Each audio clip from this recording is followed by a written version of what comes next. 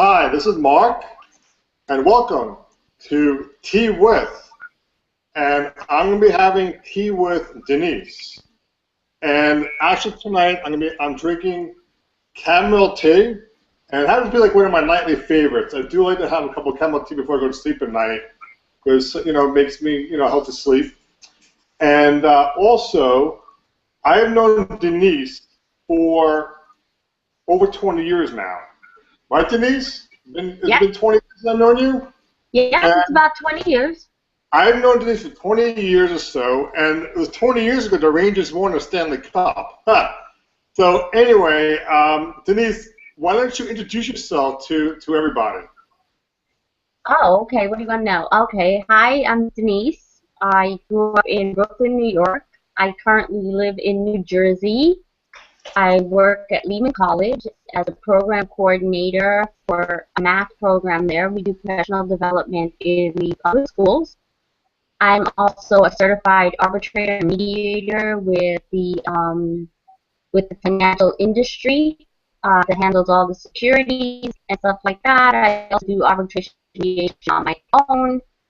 I'm currently involved in a lot of blogging for sports and other things.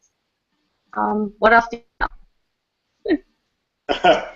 Well, Denise, I just want to ask you a question about taking responsibility for yourself. And Okay. how have you taken responsibility for yourself? Well, taking responsibility for myself actually has been a difficult thing for me over the past couple of years. I've always been responsible for myself, but I've also always had a strong team around me regarding family-wise. And then, whenever I needed help with work issues or social issues or anything like that, I always made my own decisions, but I had family support. After after the last couple of years and everything that's happened, me losing my parents and my younger sister and having no family support, I had to take responsibility for everything in my life, including my health, professional stuff, work stuff, all the stuff that's support for that I don't have any for. So I truly had to take responsibility for myself. I don't have anybody to fall back on to help me. So it's truly being on your own in the most most basic sense. Okay. Denise? Yes. I mean, I've known you, through a lot of trials and tribulations in your life, right? Yes. And one thing I want to say is, how have you become stronger and more comfortable in your own skin? Oh, I don't know, being comfortable in your own skin is. I don't know comfortable in my own skin as I was. I kind of divide myself into the before Denise and the after Denise. The before Denise that had all her family and everything, knew exactly what she wanted. After all of that was removed, I actually somehow to shed my old skin and develop a new skin. And I had to be comfortable in a Denise that wasn't always have to be the middle sensitive child who was always willing to help everybody. My new skin had to learn to say no. My new skin had to learn to be tougher about things when I was not tougher in the past. So I've had to learn to be comfortable in two sets of skins. Old Denise who had a lot of support, was able to do a lot, and just knew who she was and what she wanted to do, and could be sensitive and could be kinder and friendlier and just all around a different person. New skin that I have to have learned to be comfortable with is one that's tougher. I have to be tougher. In a sense now I am an only child, and you have to learn to be tougher. You have to learn when to say no to things because you can't do everything anymore. And I had to shed that old skin and get comfortable with a new skin that wasn't always willing to say no. You know, always wanted to, wasn't always willing to say I don't have the time to help you. Always not willing to say I need help. And so I'm getting comfortable in this new skin in which I do that. And it's made me stronger because, you know, I have to be more independent with my health and stuff like that because I need to be. So Denise, how are you in attunement with inner guidance? Sorry, I missed it. How are you in attunement with your inner guidance? Hmm. I think I listen. I before I was I was very in tune. I think now a little bit more getting better at getting back to that point where I listen to that voice. I mean, I always listened to that voice before and did what it told me to do. I always reacted in that way. I think after trials and tribulations, you begin to doubt yourself and you don't listen to that voice. You always question it. And I think, and now I'm getting better into listening to that voice again, although it may not be exactly what old Denise would do, what new Denise needs to do. So I'm getting better attuned to that inner voice. So Denise, how is sleeping beneficial for you? House sweeping is what? How is sleeping beneficial for you? Sleeping? Sleeping. Like sleeping at night? Yes. Oh, sleeping at night is important, and you have to get a certain amount of rest, and I actually need additional rest. So I have to sleep in order to be able to be restful for the next day. So, Okay. So Denise, do you think you have any psychic or intuitive abilities? I don't know. I mean, I'm good. I'm good at looking at situations outside of my own and telling what could happen. If you came to me and told me a situation, I pretty much can tell you what might be the outcome. Um, I wish I had better psychic ability. That way I could know how to stop all the bad things that happen, but I don't. I think I have a good an inner response to things that happen, and to be able to help people. I think that's an important thing. That if someone came to me and said they had an issue or problem, something like that, I'd be able to help them with it. And you know, knowing the people that I know and you know my friends and everything like that, I'm able to better respond to those kind of things. And I think that's something that's new and different for me. Uh, but you know, that's how I use my inner voice to kind of you know do stuff like that. So it's interesting. Now, Denise, how do you speak your highest wisdom? How do I speak? My highest Yes. wisdom? Hmm. I don't know. I mean, speaking. How do you speak your higher wisdom? I mean, that's got to come from that's got to come from people asking you about things or something like that, you know. But I think I basically talk. I like talking to people. I'm definitely the one who likes to communicate. Email is good and text messaging is good, but definitely I'm definitely old school in picking up the phone and wanting to hear a person's voice and talking to them that way, you know. And I think that's important.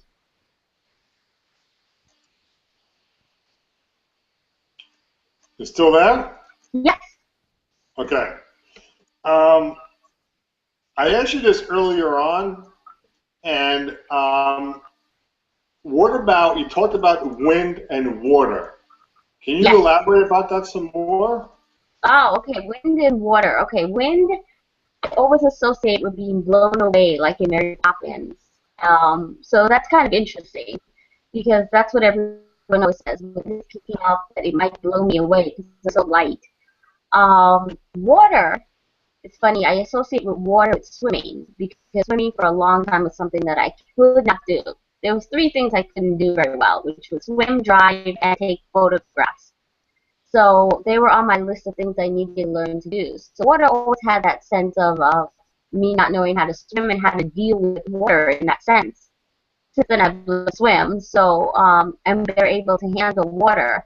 I think water as we get older, we more and more understand the depth and destruction that water can do, and we're fearful of it. When we're younger, but you should learn to swim when you're very young. You don't have a concept yet of how dangerous water is. You're more able to be playful with water. So I see that as definitely something with water. Denise, I'm really enjoying our conversation. You really got a good flow going on here. You're very natural.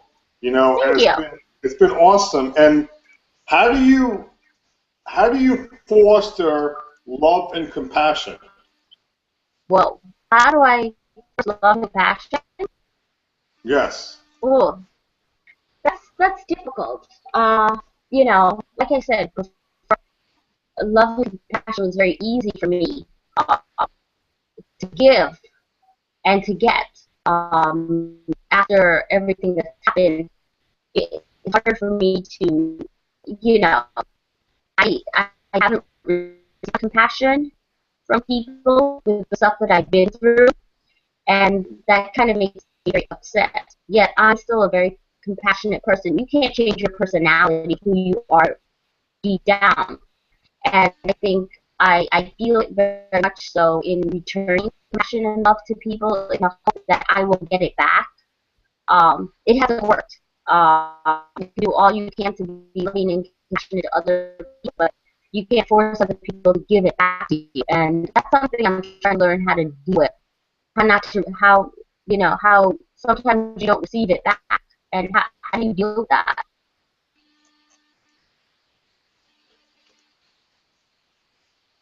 Denise, Yes. two words. What are the interpretations of empathy and sensitivity? Empathy and sensitivity. Yes. Empathy. I think everybody should have some empathy for other people and other people's situations. I think there are many times when we look at a situation and we feel the person has not handled it correctly, or feel that we shouldn't give any empathy because it's just part of life. I believe that. There are some things that people happen to people unexpectedly, and in order to just say that they should deal with it, it's not always easy. Not everybody has the same tools as everybody else, and sometimes people need empathy. And empathy doesn't mean the same thing as sympathy either. But just to give somebody some empathy, that you understand their situation, helps them get through the situation. I have people who are in situations where they receive no empathy, it takes them a longer time to deal with situations and get through it. Sensitivity, everybody can be sensitive to other people. I think too many times we are not sensitive enough to what other people go through. We don't ask because we don't want to intrude in someone, or we don't know how to deal with what's going on in a person's life. But I think you have to be sensitive. I think, there's extent of it of being overly sensitive to things, and I think sometimes I have been overly sensitive to issues and other things, but being sensitive gives you definitely a side that makes you a better listener. It makes you a better friend. It makes you a better person. To be sensitive to other people, it means you're attuned to what other people are going through, and that makes a very good friend. If you can sensitive to what other people are going through, whatever it is, even if it's a minor work, and just being sensitive to how important it is to that person's life and not measuring it against anybody else's life. Just at that particular moment, that's what's important to that person, and that they feel like their world is falling apart because of it. And their world is not falling apart because of it, but you're just being sensitive to the fact that right now that's their main issue, and they need you to be just as sensitive to that issue as when someone may say to you that, someone passed away in their family. So you have to be sensitive to everybody, but you have to know who you're being sensitive to and understand every person.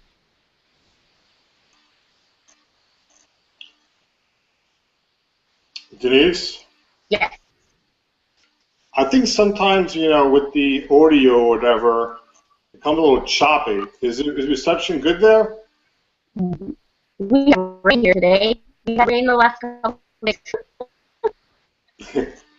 The reception on a video or whatever, but all right. I'm gonna I'm gonna get a little difficult here, okay? Okay. You all right? Yep. All right. In what way have you played the victim role and disempowered yourself? Ooh. The victim role. Okay. Hmm. I don't think. Hmm. I don't think I've played victim. I haven't intentionally played victim in anything. I think what's happened in a lot of things is that I've wanted certain things like compassion and empathy, and I haven't gotten it, and I've been the why me person. But I don't think I've ever played victim because I've never sat around and just done nothing. I think, in some sense, with all the trials and tribulations, I think I still managed to move forward despite everything, and I haven't actually gotten to play victim. Maybe if I played victim, sometimes I wonder if I played more of a victim role, would I get more compassion? I don't know. I've always been the strong one, so I think playing victim is a little difficult for me. But sometimes I wonder how it would work out if I did play the victim role more. So Denise, I know, a lot of, your whole story and everything like that. And in what ways have you healed yourself? Ooh, I think I've healed myself in the fact that I've begun to come out of my shell finally, and begun to do more things that I wanted to do. And I've had to actually learn that I don't answer to anybody anymore. I'm, I'm an adult. I can do what I want to do, kind of thing, and that's different for me to be okay with whatever I do and not to question whatever I do and say, oh, someone's not going to like this or someone's going to think I'm doing something that's wrong. And I think I've healed myself by finally accepting that I'm allowed to do what I want to do, when I want to do, and how I want to do it. Whether it's traveling or staying out later than I should or whatever. So that's how I've healed myself, by beginning to accept the fact that I can make good decisions. I still am the same person, and trusting myself. So I've had to learn to trust myself again so I can make good decisions. There's a lot of talk about we become what we think about. And what things does Denise focus and concentrate on? Ooh. Well, I think Denise focuses and concentrates on, first of all, being healthy is definitely important. My health is always the top priority, and making sure I get enough rest, take my medicine, and just stay on top of my health. So that's definitely a priority. The next thing is making sure that I cultivate the relationships that I've had in the past. And everybody's lives are very busy, as we all know, but making sure that I keep up with everybody as much as I used to, which you can attest to, that I pretty much keep everybody connected. Um, so I think that's what I do. That's who I am, and just being more out there to trying new things and meeting new people, and just being open to other things that I wouldn't have been open to in the past. Denise, would you consider yourself a teacher at all? Ooh, I could, yeah, in some ways. I don't think I teach by lecturing. I don't think I'm a teacher in the traditional sense, and that I sit up there and show you something. I think that way doesn't work for me. I think I teach through just maybe I teach through my actions, and I try to teach through words, but not lecturing. So in a way, I am a teacher, but not in the traditional sense. Denise, responsibilities seem to come up a lot in your life. Why is that? Yeah. Ah, well, I think because I am the responsible one. I'm always the one that makes the right decisions and can, take a situation apart and figure it out. That's just happened to be part of my personality. I don't know if that's a good thing or a bad thing, um, to be honest. But you have to be responsible at a certain level. I think sometimes when you're responsible at too of a young age, it sets these bars for you that you want to keep attaining, and sometimes you can't. But I think it's part of my personality being responsible. I think I'll always be responsible. Couple other things, Denise.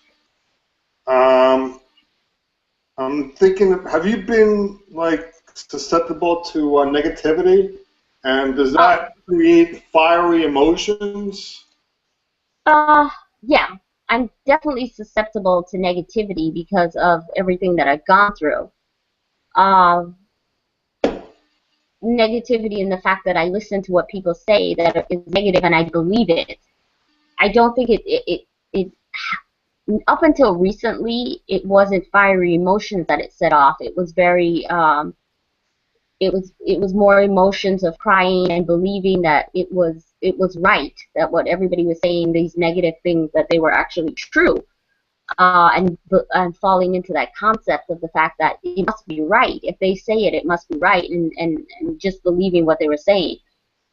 It's only been recently that these negative comments have issued more of a fiery response, in the fact that I've sort of put my foot down and said, no, this is wrong. Your negative comments are not going to affect me, and I'm going to go on the offense now. So, I mean, it's only recently that I've learned to take all these negative comments and actually create a fiery response to it, because I'm not that type of person. Deep down, I'm not. I don't like to go on the offense often, but I'm now that because of people being more negative towards me, I've had to, and that's a way. That's it's a protection mechanism for me, so it works. And what is empowering to you? Oh, empowering to me, is taking control of your own life. I think is empowering. Making your own decisions. I think it's great when you have a support system around you to help you talk out issues, problems, and stuff like that. And that's great to have that. I think what's empowering is being able to make your own decisions and knowing what you're doing is right for you. Um, I think for myself, in the past, I've looked to making my decisions and what was right for other people, in my family. Was this decision the right thing made based on what all of them wanted or what all of them needed?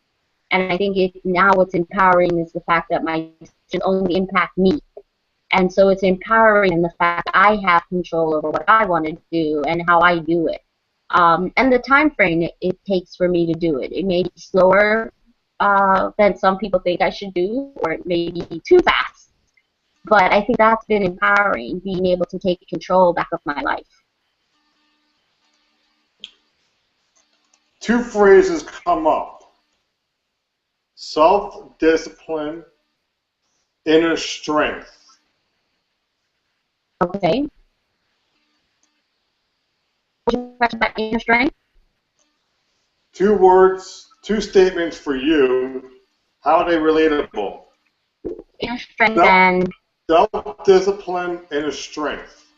well, I think with self-discipline and inner strength go together in mind over matter issue of, if discipline, if you have your mind disciplined in a certain way of the way you're going to do things, and you set your mind on a goal. And it may be a challenge, or it may be something that you think can achieve. If you're able to do that, then you get the inner strength to do it.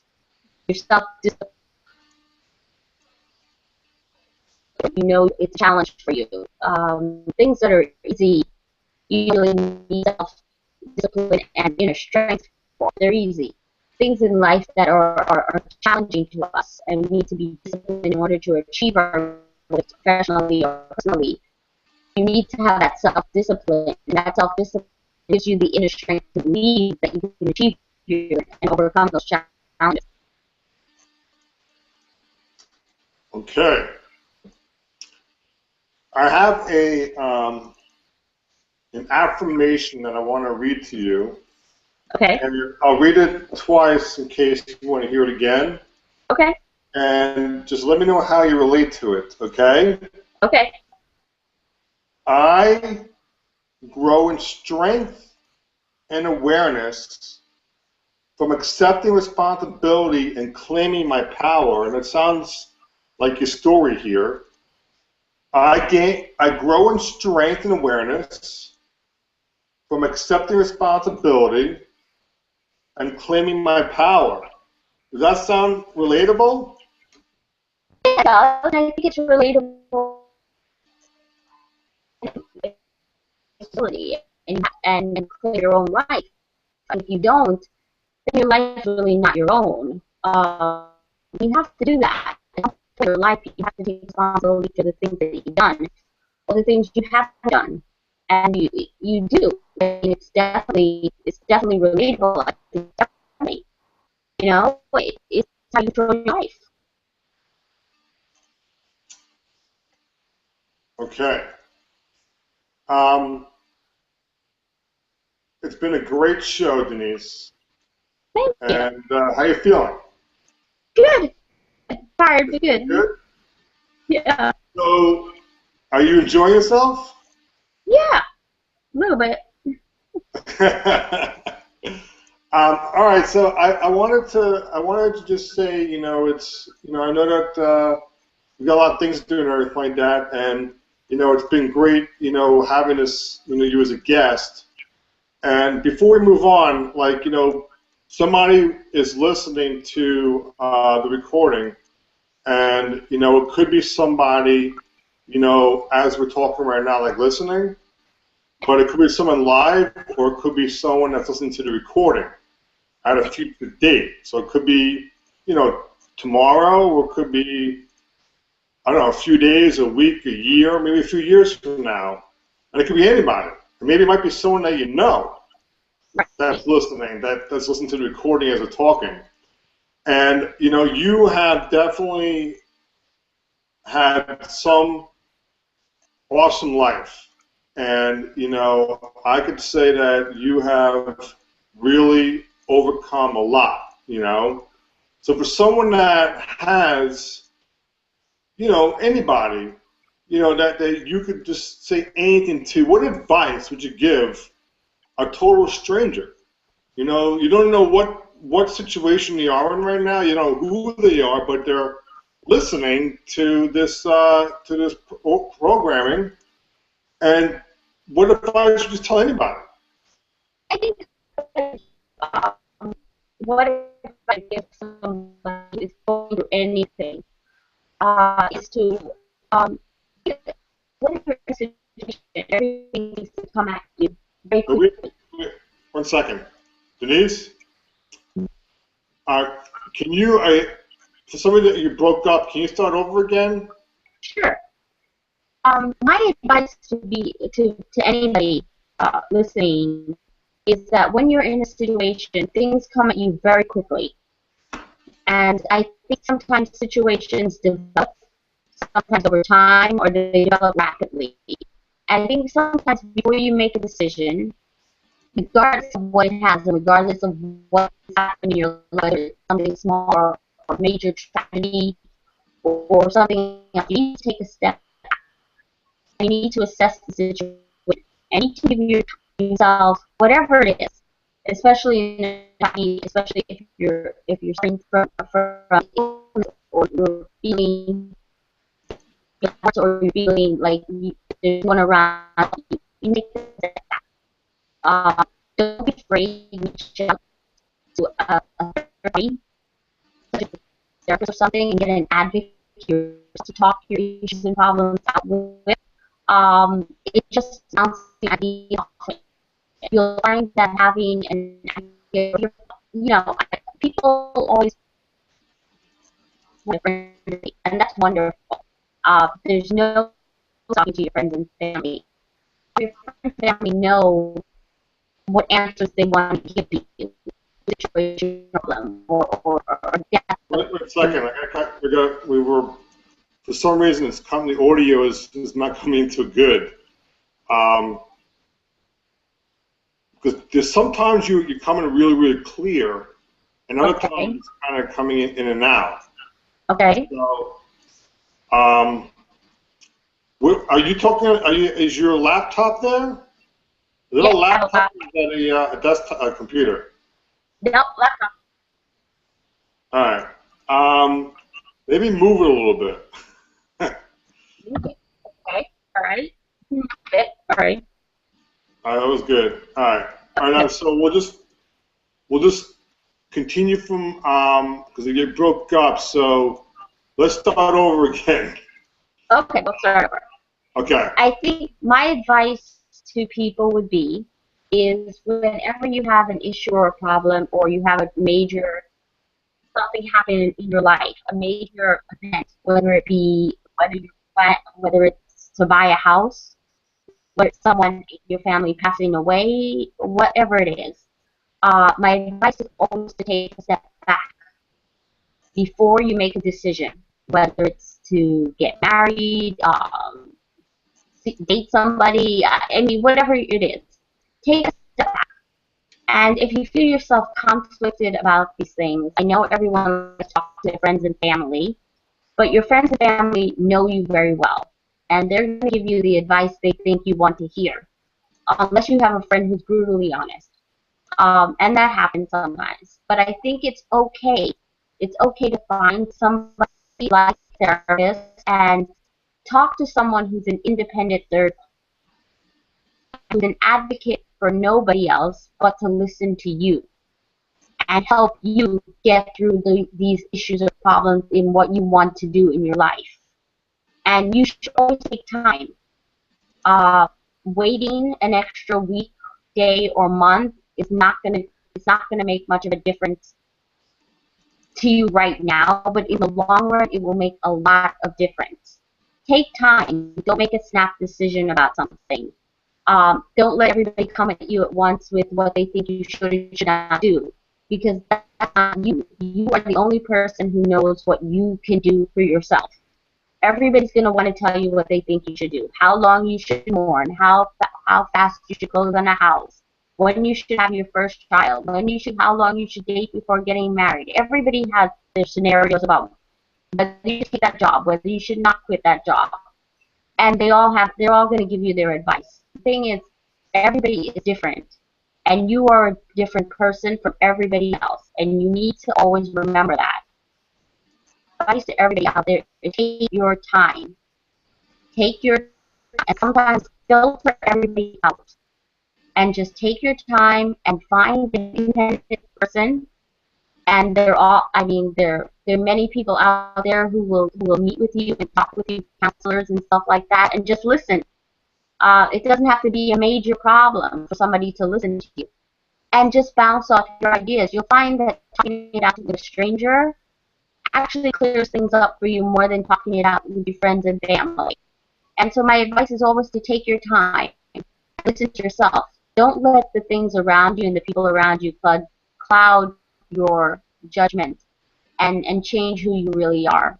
Because they change your life, not for the better, but for the worse. Awesome. Denise, Yes. take your time. Take time. Very valuable advice. I think it's going to be very helpful and useful to many people. But you know what? I agree. You know, take your time. There's no need to rush, right? No, Why there isn't. hurry? Why rush or And, hurry? Take your time.